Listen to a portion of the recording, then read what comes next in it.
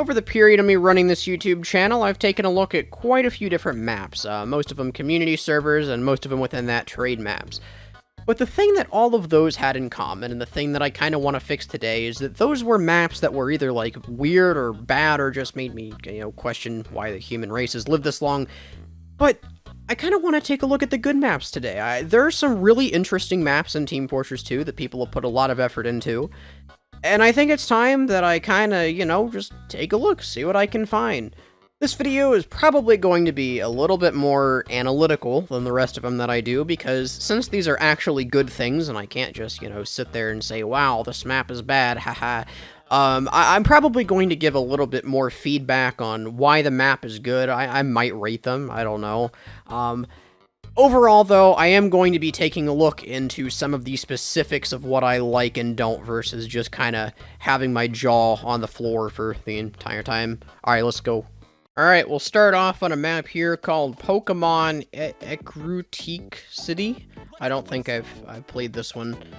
Anyway, yeah, this is pretty much the standard as far as Pokemon maps go. I know there is a Pokemon texture pack thing that you can get for map making, and I'm sure most of you who have played on community servers have played on the classic Pokemon Center map or the Cerulean City map. I know those are two pretty popular ones. And it looks like this is basically not quite a reskin. What's like... It's using the same skin, but it's differently laid out. I don't know, like, what that would be, but it's that. And I don't have anything against that, but this isn't, like, something beautiful and new that I've never seen before. That being said, though, I do quite like this map. Let me just kind of run around. The trees being most of the map, I think, does kind of inhibit the design, because just look at these sniper sightlines. Like, I can see freaking everyone all the way down to the other end of the map. Can I go through these? Okay, that's good at least. Sometimes they have, like, solid pieces of grass that you have to jump onto, and it's kind of annoying. You can go in most of these rooms, and it does look like this server has... kind of retroactively fitted these areas to kind of serve a server purpose. Like, this is the roleplay room. What we just saw in there was the karaoke room, I'm sure. This is another roleplay room. So they at least did a good job constructing everything. Overall, though, I would say this style of map was probably a lot cooler back in maybe like 2013. I'll say this server is pretty good. Should I do a rating system? Yeah, screw it. This is like a 6 out of 10, because it is. Alright, this was a map called Trade Portal 2. Now, naturally, this one piqued my interest because, I mean, it just looked different than all the other ones, I guess. Now, I'm getting the trade vibe, but I'm not quite seeing the portals or the twos. The map itself is laid out quite well, and this will make an excellent addition to my dev texture packs now that I've downloaded this. It's not exactly as advertised. Okay, so here's what I'll say about types of maps that are made like this, because I used to make maps that were basically this all the time, where it was like maybe 2 grid textures that were just kind of patterned. The maps like this are not that bad. I think that, especially if you do them well, like, there is a reason why I did them for so much, just because I just really like the style. But are they the best maps? Probably not. I think that, though these are charming in their own way, God, I can't rocket jump, but, while they're charming in their own way, I think that the fairly simplistic nature does kind of remove a lot of the complexity that makes some of the better maps as good as they are. So I'll give this map like a 5 out of 10. Like, it's pretty good. I have no qualms with the layout so far. I think the person actually did a great job laying this out, but I think just in terms of, like, novel ideas, this one's also been done quite a bit, and let's be honest, these are fairly minimal effort to do. What even is this? I'm tempted to lower a point just because they, like, messed the texture on that up so badly. Alright, this map is called Trade NGS Day B8C. It looks like a fairly standard... Oh, maybe not. This is actually very grandiose looking. I think I mispronounced that word, but it doesn't really matter. This is actually a very well-constructed map. It does look like they use quite a few extra textures. I think the little vending machines are a nice touch. I really like the mall theme that they have going on as well. The logo is a little bit interesting. You have the obligatory heavy boxing ring in the middle because of course you do. But I think overall, I mean, this map is about... I'm not going to say standard, because I think that trade server maps are all very interesting and unique in their own right. This is, like, exactly what I would expect from a trade server, though. What is happening here? Can I, like, get this? Let's see, you got, like, a nice upstairs area here. You got... Oh, this is the list of the donators, okay. And... I mean, as far as trade servers go, I have not wanted to claw my eyes out yet, so clearly this is already above average. I'm probably retarded, and I've, like, already missed a major section of the map, but from what I've explored just by running around, there's not a ton to this. The little extra room through that door was the only thing. Now, I'm probably going to get some, like, Neo Genesis regular here, and they're gonna tell me about, like, oh, you missed the freaking chocolate cake room, or something like that. And maybe I did, but if the chocolate cake room is that imperative to the experience, then, well, I'll give it another try, but I don't think it'll be. Anyway, yeah, this one is well textured, well put together. It's rare that you have, like, trade servers in this style that do a good skybox, but this is gorgeous looking. I would give this map an 8 out of 10. This is, like, the peak trade server map experience. It's not going for memes or random or whatever. It's not going for themed. By God, it does what it's going for super well, and I can just really appreciate that, I think, especially after seeing the last batch of maps that were a little bit less than okay. It's actually surprisingly high to, like, try to find just trade maps that are unique nowadays. It feels like everybody's either running not a trade server or, like, Minecraft or something. I'm currently on my quest to find the best map in Team Fortress 2, and it looks like my quest is going to continue a little bit. Maybe this is all a ruse. Maybe this door will lead to... Oh, never mind. Sorry, Hothco, but your map freaking sucks. What the heck are these, like, super sharp polygon boulders? Like, the lighting doesn't even work properly. They couldn't figure out how to get freaking normal environmental lighting going on. And then you have, like, this very interestingly textured arc here. This just hurts my eyes to look at. I'll give this a 2 out of 10, because at least it works, which is more than I can say about some of the maps that I've tried. Just overall, this one is not that good. Wait. Oh, that's what the map changed to? How did I end up on Walmart again? This isn't even the same server. Well, I suppose I should give my, like, objective review of Walmart, because I didn't exactly do that the last time I played on here. Walmart is, wait, no, this was called Ghetto Walmart last time. This one's MC Walmart. What the heck is the difference? Anyway, yeah, I can appreciate what they were going for. Again, this one just kind of weirds me out too much to say it legit. Well, maybe this is the difference, that there's a soccer court on top of this one. Everything is well put together. I'll give this one, like, a 7 out of 10, because at least they, at least they tried on this one. I don't think anyone can argue that they, like, didn't, or this is, like, a badly put together map. It's just a little questionable on the content. Alright, this is Trader Rusborough. How I got roped into another Pokemon map, no one knows. I think the leading thing that I'm seeing about this one is that it actually is in color as opposed to the last one, which was original Game Boy style. I guess there are multiple exits? Whoa, okay. This one, it looks like there was a little bit more effort put into it. I mean, look at the shape of this Pokemon Center. It's not just like a freaking box. There's at least something going on here. Oh, there's a little Pikachu. Not sure why they decided to 3D model only the Pikachu and literally nothing else in the room, but you know what, it really doesn't matter that much. Alright, let's see how far this map goes. First of all, can you go upstairs in the Silphco building? That is the first question. Apparently so. It's just as tedious as it is in Emerald, too. Oh god. Dr. Sylph got turned into a freaking this thing. Okay, so it seems like this is, for all intents and purposes, a pretty good recreation of the Emerald map. Now, it does look like you can go on top of the trees again. It's kind of annoying. Oh, maybe not. Only a few of them.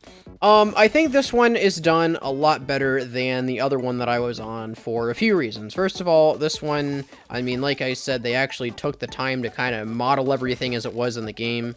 The textures being in color is a lot more appealing. I know it is based on the game that, like, they were basing it on. But you could have chosen a different game. It's not like they were forced to do the original Pokemon Red. Pokemon Emerald is a nice aesthetic that's a little bit more nice to play on in a 3D environment, if you ask me. Also, yeah, the textures in this one, it's kind of hard to explain. They're better done. Like, the ones on the other one felt kind of compressed. They also chose a fairly good area to do this on. I think this route is... I don't remember the name of this route, so don't ask. But this route is honestly not the worst thing to do. Can we go in the cave? Oh. You can go in the cave, and it's... Oh, freaking what is this, like, squishy noise every time I walk? Why am I getting marked for death, like, every time I move? Okay, found the mudkip. Anyway, I'm going to rate this map a 9 out of 10. This is honestly one of the most faithful Pokemon map recreations that I've been on. They chose a good game that was actually, like, decently able to be interpreted into 3D, unlike some of the older styles that I've seen. And just overall, the textures are better. I don't know, like, what it is about them. Maybe it's just my nostalgia. Maybe not. Who knows? Anyway, yeah, easy 9 out of 10. Let's check in this little shop before I leave. I mean, yeah, I don't know what I expected. Here's the Trico. We did find all the starters, I think. No, we're still missing the chicken. Oh, we can go in the woods! Oh, freaking... Yeah, this is like an insane map. I was like considering lowering it a point, just because it's not that big. But they did a very nice job modeling everything. It takes... that takes you back to spawn, which is kind of unfortunate. But yeah, no, this is a great map. 9 out of 10. This is a map called Trade Aperture, and I must say it reminds me a lot of Trade Portal. I don't really know what I was thinking would happen. I guess maybe like one of them would do it better than the other in my head. Maybe not. This is the same thing, except I can't even say that it was laid out well. This is just kind of hell to navigate. I'll give this one like a 4 out of 10. Why is there a capture point here? Yeah, after looking around for a little bit, I think 4 out of 10's a pretty generous rating, but yeah, it'll stick. It's not the biggest map, it's not the most interesting map, but it does function for what it needs to do, I guess. By far the worst part of doing these types of videos is the download times. Like, good God, I have been sitting here for freaking, like, 5 minutes, which doesn't seem like a long time until you realize that I'm just staring at the words downloading maps. And, yeah, it's not fun at all. Alright, this was called Trade Adventures. This is an Ed, and Eddy theme map, presumably. I was thinking coming in here that this was going to be a really weird one, and I'm still not convinced it's not. But looking at the style of this, at least, it seems like they did do a pretty good job of recreating the Ed, and Eddy neighborhood. So I will make a full confession right now that I have not watched enough Ed, and Eddy to, like, get a good enough freaking, like, sense of what things are. So I'm gonna just assume that this is based off of memory, because I highly doubt the show would, like... What? Anyway, yeah, I don't think the show would, like, show every single nook and cranny of the neighborhood. Maybe I'm wrong, maybe it does, but, this is still pretty good regardless. Ed, and Eddy is an interesting show to make a map over, though, and I can see they did some very interesting resource management with the trees. They're just kind of popping into existence. But the textures of Ed, and Eddy are pretty simplistic. I think that... Oh, okay. It's definitely a more, I'll say, abstract show in the terms of the art style. That's kind of cool, though, at least. This is like a neat little river. You can see where the textures loop, but even still, they did make an attempt at flowing water, and it's not a bad one by any means. I'm gonna get some probably copyrighted Ed, and Eddy music over here. I'm gonna leave this area. We can look at it from afar. Oh no, it's just omniscient. We can't leave the music. As far as like a map goes, this would actually make a really fun trade map. It's absolutely huge, so snipers might be a problem, and I know snipers like to try much harder than necessary on trade maps, so I might like reconsider running it if we really had some tryhards on like whatever server I was running. But I think in terms of like a server, this is a great map for it, especially for an Ed, and Eddy themed trade server, which would be really specific, but hey, if you wanted to do for it, this is here helping you. Okay, I guess this is the only map that they run on here. It's called Grimm's World, so I was thinking, or Grimm's Playground, so I was thinking like, oh, maybe there's a Billy and Mandy theme map. That would be extra cool. Anyway, I like this map quite a bit. I'm gonna rate this one a 9 out of 10. It feels like the ratings are just going higher as we go. And that's a good thing. It means that there are people out there who are making some high quality things for us all to enjoy. Yeah, I do wish that they do a little bit more indoor stuff. Like, it's mostly outdoors, and they did a really good job with the outdoor stuff, but like some indoor areas, like on the Pokemon map, would be kind of cool, I guess, even if it's pretty simplistic. It would just add a little bit more depth to the map. It's not a huge thing. It's just, it's like the only complaint other than the snipers that I have for this. When I decided that I wanted to make a video of the best maps in TF2, this is the one that I had in mind. This is called Trade Hyrule Ocarina of Time 3D Alpha 12, which is a long name, but it's basically a recreation of basically the entire, I'd like to say, Hyrule map. Like, let's just go in here. This is insane. So already, I'm pretty sure this is a perfect recreation. Like, I've seen pretty much everything there is to see. I used to be kind of an admin on a server that ran this map a lot, and this is just a beautiful map. So yeah, now let's go down this way. This opens up into the Hyrule field, or Hyrule Plains. It's been a while since I played Ocarina of Time. Don't get mad at me for my mislabeling of things. This seems absolutely massive. It is, it just also seems that way too. And honestly, it's such fun because, especially if you're running a trade server, having just such a massive flat area can be a huge advantage. Now, it can be an issue if the entire map is massive and flat and huge, but just having something like this, which is a 2-scale Hyrule map, if you can't tell, this map just excites me. Like, just look at this. You can even go up in the freaking ranch, Kakariko Ranch. It's fully modeled in here and everything. They have the correct music. They even have the carrots. Like, what the frick are these doors? How did you make them that good? Okay, we're gonna use my magic donator powers on this server to switch the demo man. This is apparently the Neon Heights donator server, which I guess I'm still a donator of because I donated, like, literally freaking $10 like 6 years ago. Yeah, now we're in the village. Like, just everything about this is so well done. They perfectly recreated freaking everything. Even the mouse minigame, I'm pretty sure, is a thing. I don't know how well this works. I don't really think I have... Wait, what? Like, somehow they even got the mouse minigame to work in here. Not quite sure what's up with the glowing jukebox. Don't remember that part of it, but... Every single room in here is exactly how you think it would be. This is basically a carbon copy from the game. Like, I'm not entirely unconvinced that they didn't just port the entire thing. And just look at this. They modeled the entire freaking castle. Well, most of it anyway. I think I'm actually running on an older version of this map, because I do remember there being a few more areas that it just seems like I'm not able to access anymore. Overall, I've just been gushing about this map for an extremely long time, and that is for good reason. This is one of the most impressive technical feats that I've seen in Team Fortress 2 map making.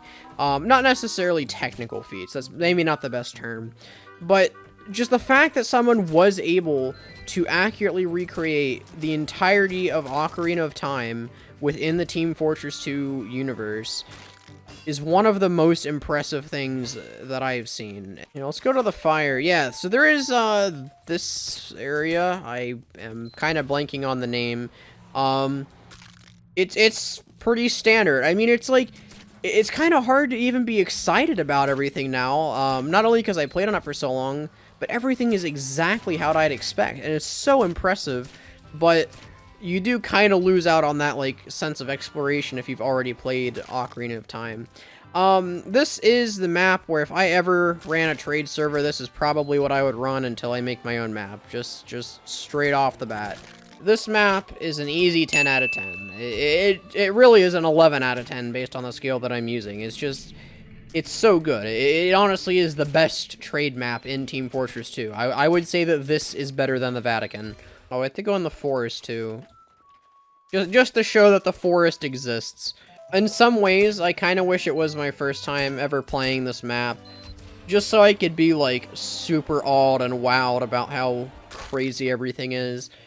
It's like, just everything, literally everything, is created to scale. Except for the parts that aren't done yet, but we'll just say everything for now, because they're working on it, okay? Anyway, thank you so much for watching. I know this video was a little bit more, I guess, analytical than a lot of the other videos that I've done, but you know what? That's okay. Sometimes it's good to kind of really delve into, like, the technical side of the Team Fortress 2 maps and kind of what they include. So, once again, thank you for watching. Make sure to subscribe if you haven't already, and most importantly, have a good one.